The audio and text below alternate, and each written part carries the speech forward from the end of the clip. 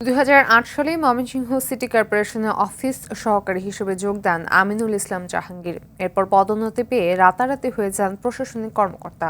সহকারী সচিব পরিচয় দিয়ে দুর্নীতির মাধ্যমে কোটি কোটি টাকা গড়ে তোলার অভিযোগ তার বিরুদ্ধে। জাহাঙ্গীর জড়িত আছেন জমি কেনা বেচার সঙ্গেও। ময়মনসিংহ থেকে মোজাম্মেল খোকনের প্রতিবেদন জানাচ্ছেন সৈয়দ মাহমুদ।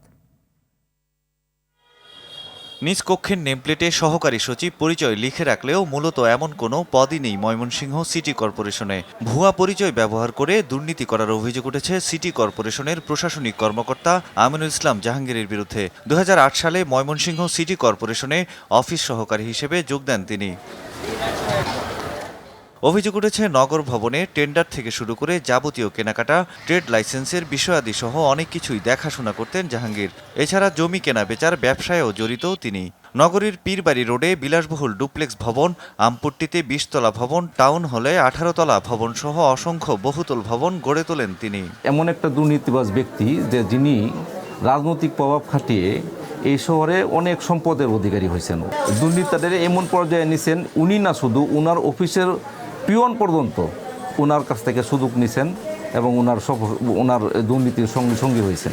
স্থানীয় বাসিন্দারা জানায় জাহাঙ্গীর মসজিদ কমিটির সভাপতি, কিন্তু আয় ব্যয়ের হিসাব দিতে চান না। প্রায় 9 বছর ধরে সে হিসাব দেয় না। এই পুরা কমিটিটাই আমাদের কাউকে হিসাব দেয় না। আমরা এলাকাবাসী আর যে রেগুলার মুসল্লি আছে তারা হিসাব চাইলে তাদেরকে এড়িয়ে যায়। 1000 টাকা আমার জমা দেওয়া হয়। করোনা বাদ দিয়ে মনে করো 7 বছরের মতো হিসাব নিয়ে গেছে জাহাঙ্গীর স্যারের কাছে। আগে নিচে 2 টাকা করে হকলে এই 3-4 বছর ধরে 5 টাকা করে নিতেছে। মসজিদ মানে দিয়ে যাইতেছে। মসজিদের ভিতরে দান বাক্স আছে, এই দান বাক্সতে কত উঠে তাও আমরা জানি না। মসজিদে প্রত্যেক সপ্তাহে শুক্রবারে কালেকশন উঠে, ওই সদস্যরা মিলে 1000, 1200, 1500, 1000, 800, 2000 এরকম উঠে শুনছিলাম।